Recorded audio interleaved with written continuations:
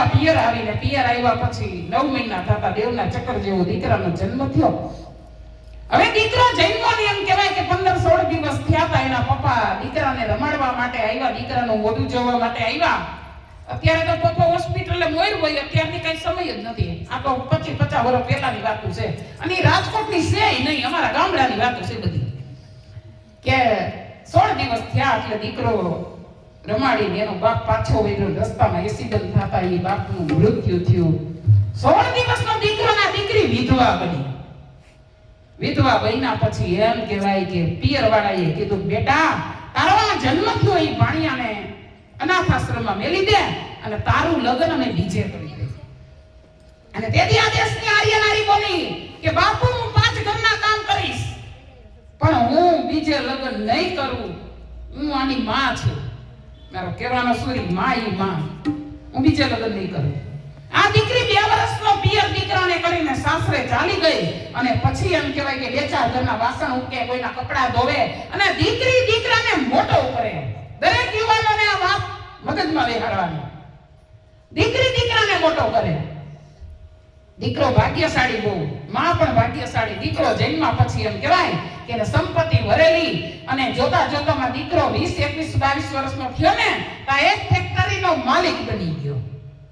હવે ફેક્ટરીનો માલિક બન્યા પછી એમ કહેવાય કે કાયમ ફેક્ટરીએ જાય એટલે માને પૈગે લાગે. અને માના મન છે ને થોડાક હલકા હોય. દીકરો બહાર જાય ને એટલે નો હોય એવા વિચાર કરીને બેઠી હોય. માં એને દુખણાવી હતી. પછી દીકરો 4-wheelનું બિલ આગળ ફેરવે.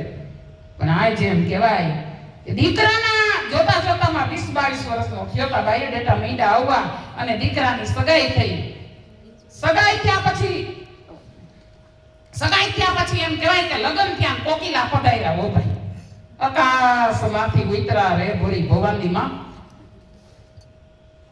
વિદેશમાં ફરવા જાય, વાપરવા જાય, ફેક્ટરીમાં ધ્યાન દે નહીં, પિક્ચર જોવા જાય, કારીગરના પગાર કરે ને કારીગર મીંડા ભાગવા. અબુધ ભાઈબંધને પૂછું, મારો કહેવાનો સૂર્ય સંગતની અસર આવે ને આવે જ.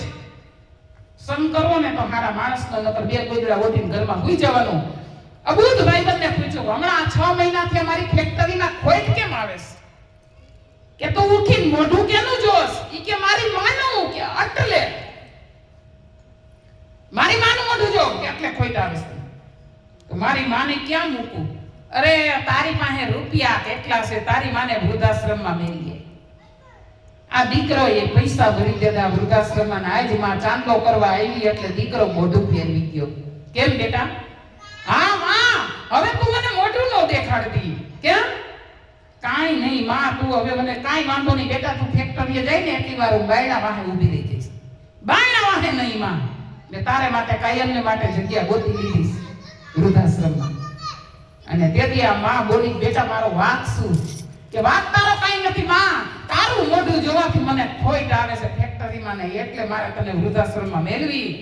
અને તો એ જનેતા બોલી, હા ભાઈ બેટા, તારું મોઢું જોવાથી તેની ખોટ તો મને આવી કે તને રમાડીને તારા પપ્પા પાછા વળ્યા અને રસ્તામાં એક્સિડન્ટ થયું, વિધવા બની. તારા ઘર મામાએ નાનાએ બધાએ કીધું કે આ દીકરાને અનાથ આશ્રમમાં મેલ.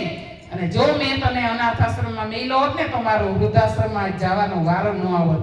આને માટે માત્ર 2 કડી કીર્તનની બધા બેનું રાજકોટમાં ગાવત છો કે કીર્તન અમે 2 કડી લેવું.